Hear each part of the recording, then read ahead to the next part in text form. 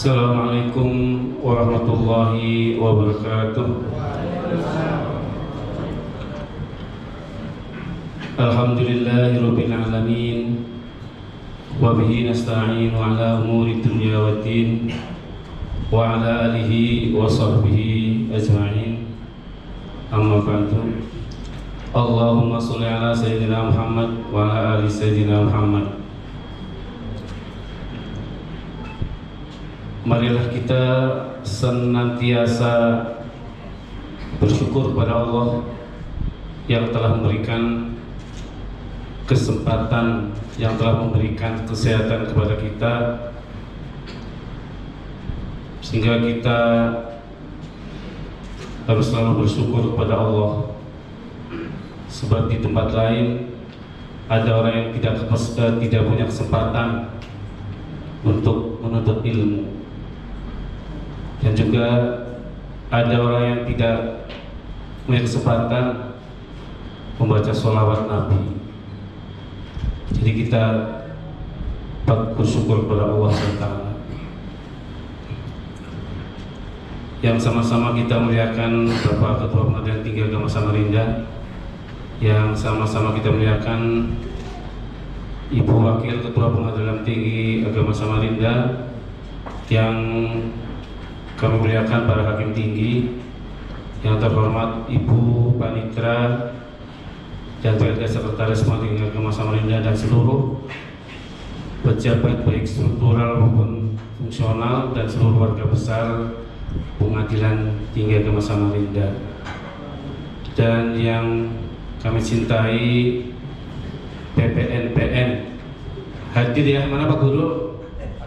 Oh, kalau belum ngegeol nggak kelihatan.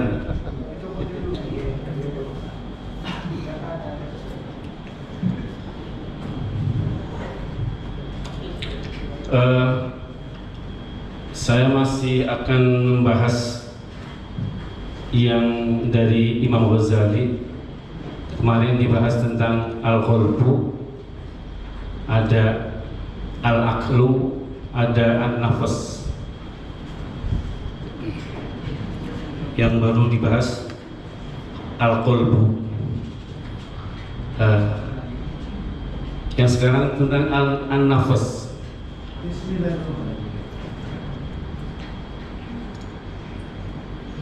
Jadi an-nafas itu, an-nafsu itu ada beberapa pengertian menurut beberapa ulama, beberapa ahli ta'rifat.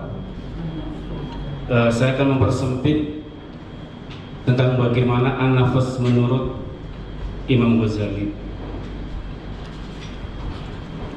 karena terakhir bahwa Imam Ghazali itu adalah dia sebagai ahli tasawuf.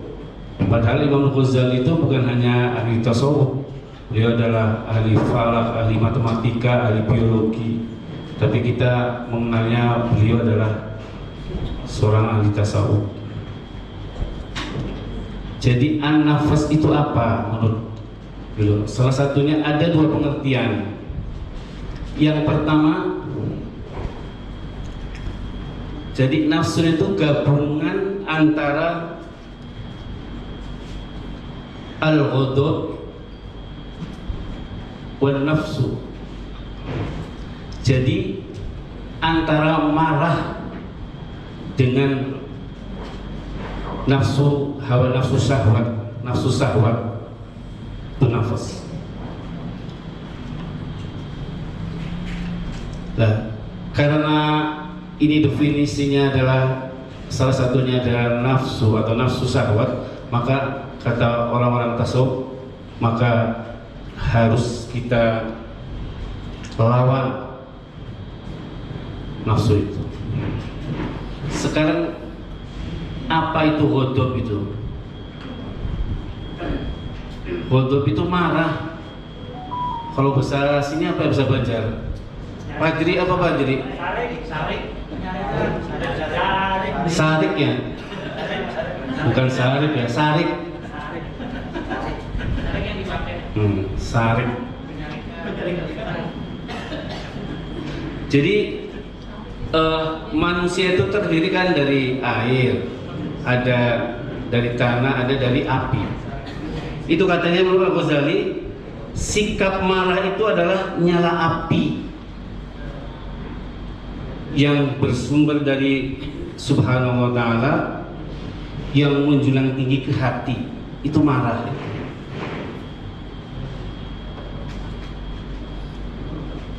Marah itu ada orang yang marah sekali, ada orang yang pertengahan, ada orang yang tidak menahu. Dia ditoel, dia apain, dia aja nggak marah dia.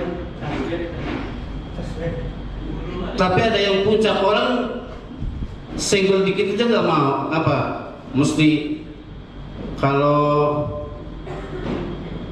bisa itu ada namanya walang corang ya, apa itu walang? Kalau yang belalang yang apanya panjang itu kakinya, nah dan seorang itu kan kalau tersenggol itu lawan kita,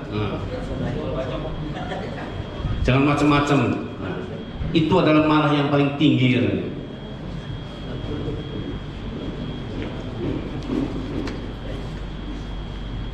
Ada diceritakan seorang laki-laki bertanya kepada Rasulullah, ya Rasulullah, murni bi'amalin wa qalil. Jadi seorang laki-laki itu minta kepada Rasulullah, saya minta nasihat atau perintahkan kepada saya sedikit aja, gak usah banyak-banyak, sedikit aja. Kata Nabi jawab, qala la taghdab,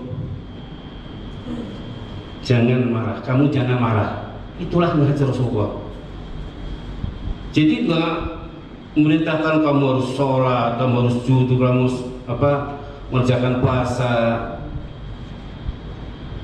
amalan-amalan lain. Hanya itu jawabnya, la taghdab, jangan marah kamu. Terus summa ada lagi, laki-laki itu mengulangi. Terus setelah itu apa lagi ya Rasulullah? Faqala la taghdab. Jadi 2 kali Rasulullah menjawab. Dia meminta nasihat bagaimana kita akan melakukan agama, melakukan perintah Rasul dan Allah dan Rasul. Hanya kata Rasul la taghdab. Dalam hadis lain qala Nabi sallallahu alaihi wasallam la taghdab miraran, la taghdab miraran. Ya kan? Jangan suka marah-marah aja. Jangan suka marah-marah aja katanya. Ya itu. Dalam hadis lain, Bismillahirrahmanirrahim. Wa qala Ibnu Mas'ud qala Nabi sallallahu alaihi wasallam, ma ta'uduna sur'ata fikum qulna alladzi la tasruhu ar-rijala. Hadis dari Ibnu Mas'ud, Nabi bertanya kepada sahabatnya, siapakah di antara kalian orang yang jagoan, orang yang perkasa katanya. Qulna, jawab para sahabat, alladzi la tasruhu ar-rijal, yaitu orang yang tidak pernah kalah, orang yang tidak pernah keok sama siapapun, orang yang perkasa. Kalau sekarang siapa orang yang paling perkasa itu? Sini Pak Tasfir mungkin karena nggak pernah kalah Pak. Iya. Ya. Kalau main tenis menang terus tuh. Menang terus. Kalah terus. Nah, itu. Itulah jawab sahabatnya. Katanya ya kalau orang yang selalu menang, selalu keras secara fisik, siapapun itu namanya orang yang paling kuat. Qala laisa dzalik, kata Nabi bukan itu orang yang kuat itu. Walakin alladzi yamliku nafsahu indal ghadab. Jadi kata Nabi, orang yang perkasa, orang yang kuat itu adalah orang yang bisa menahan, orang yang bisa mengendalikan nafsunya atau dirinya indal ghadabi, ketika marah.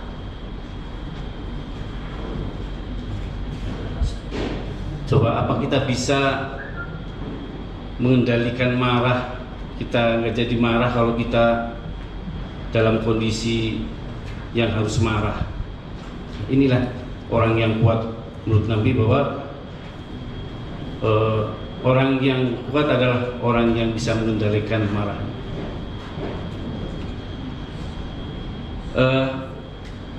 Terus bagaimana cara mengendalikan jiwa atau diri yang sedang marah? Katanya kalau kita marahnya lagi berdiri, maka duduklah. Kalau marah lagi duduk, maka berbaringlah. Tapi saya nggak bisa membayangkan, maaf saya senang contohnya Pak Tasfir ya. Dia marah-marah di rumah memang. Dia marah duduk. Katanya kan kalau marah duduk supaya marah tidak berbaring. Kalau dia berbaring kan jadi marah lah dia sama istrinya.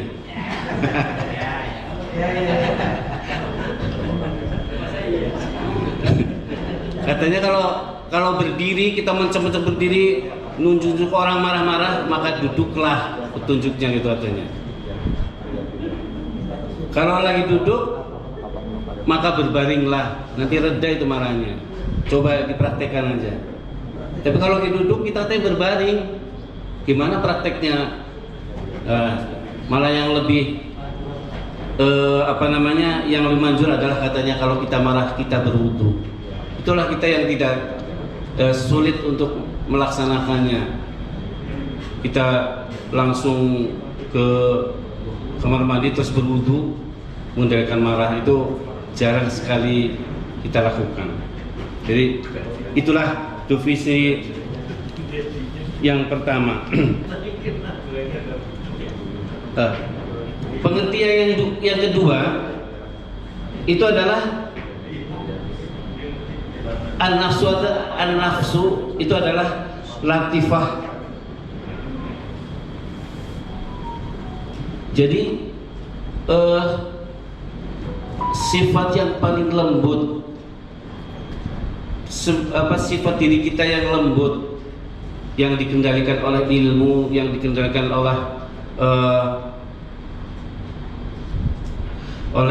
dituntun oleh ilmu dan dengan hati yang bersih. Itulah definisi yang kedua, dan nafs latifah.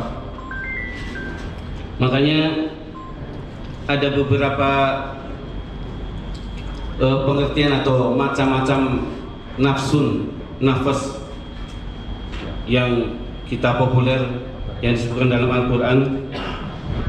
Yang pertama adalah an-nafsu al-amatu bisu,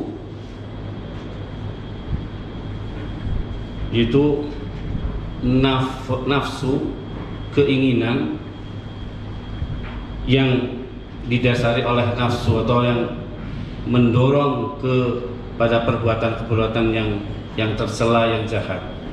Sebagaimana dalam firman Allah, a'udzubillahi minasyaitonir rajim, bismillahirrahmanirrahim, wa ma ubarri'u nafsi inna nafsa la'amaratu bisu illa ma rahima rabbi inna rabbi ghafurur rahim. Jadi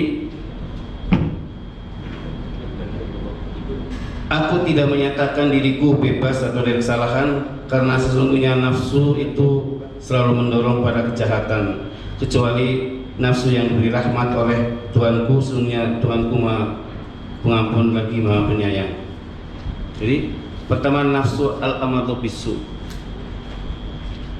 Jadi nafsu, keinginan terhadap dorongan untuk berbuat kejahatan, berbuat yang tidak baik, yang bertentangan dengan sunnah Rasul, yang bertentangan dengan Al-Quran, yang bertentangan dengan kaidah-kaidah kebaikan. Itulah nafsu atau dorongan yang pertama, atau nafsu al-amaratu bisu. Yang kedua an-nafsul lawwamah.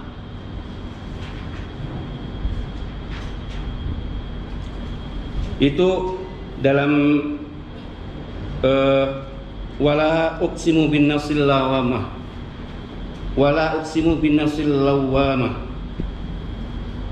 dan saya tidak bersumpah demi nafs al-lawwamah. Al-lawwamah itu adalah nafsu yang selalu menyesali diri sendiri. Jadi kalau kita berbuat sesuatu kejahatan atau buat kesalahan, maka nafsu ini dia akan menyesali. Oh, saya kok berbuat tidak baik ya. Sebab katanya dosa itu kan al-khatara fil sodri. Jadi sesuatu yang dalam hati itu tidak enak. Oh, ini salah. Itu adalah dosa itu. Jadi kan kita terkadang melakukan sesuatu, waduh ini kok nggak enak ya, ini melanggar atau kita maksiat. Itu kalau gerintes dalam hati, itu namanya dosa. Lah yang ketiga, an-nafsul mutmainnah. Itu a'udzubillahi minasyaitonirrajim. Bismillahirrahmanirrahim. Ya ayyuhan nafsul mutmainnah irji'i ila rabbiki radiyatan mardiyah. Inilah yang ketiga. Ada juga orang yang membaginya menjadi 5, itu mutmainnah, radiyah dan mardiyah. Tapi ada juga radiyah mardiyah itu termasuk adalah nafsu al-mutmainnah. Itu nafsu yang diridhai Allah, nafsu yang selalu dibimbing oleh ilmu, yang selalu kita berzikir kepada Allah, sehingga dorongan-dorongan untuk melakukan kebaikan-kebaikan yang kita kerjakan. Bagaimana caranya kita mengendalikan nafsu? Jadi manusia itu kan mesti punya nafsu. Ini ada kalam Arab, bukan hadis ya. Jadi nafsu itu adalah ibarat anak kecil. Nah, anak kecil itu ya, kalau dia sudah bisa jalan, itu kalau kita tidak dikendalikan, dia akan kemana aja. Apalagi kalau waktunya anak-anak yang seneng apa, dia megang apa, diambil. Wah. Itu adalah nafsu. Nah, caranya harus kita yang mengendalikan. Jadi tidak boleh kita bunuh, kita nggak punya nafsu aja lah supaya tidak maksiat. Nggak ada. Nafsu itu adalah energi dari Allah. Kalau kita tidak punya nafsu, kita mungkin tidak mau makan, atau mungkin tidak mau menikah, atau tidak mau model yang lain. Tidak semangat apapun kalau orang tidak punya nafsu. Malah kalau bahasa Jawa, nggak nafsu makan, nggak nafsu. Itu sudah menjadi bahasa daerah, bahasa apa ya? Bahasa ibu istilahnya. Entah bahasa Banjar apa itu. Ya nafsu. Itulah, semua itu punya nafsu, punya keinginan. Bagaimana supaya keinginan, dorongan yang nanti akan kita melakukan sehingga perbuatan kita menjadi kepada Allah, maka adalah kita harus punya ilmu supaya nafsu atau keinginan kita itu menjadi nafsul mutmainnah, radiyah dan mardiyah.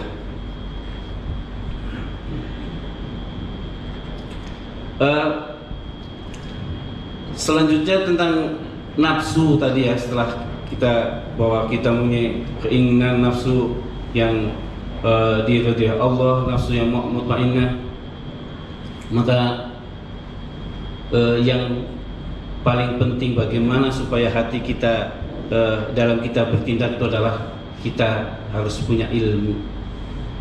Ya, punya ilmu kan kita harus ngaji, harus kita mencari pengetahuan. Itulah. Dan saya kira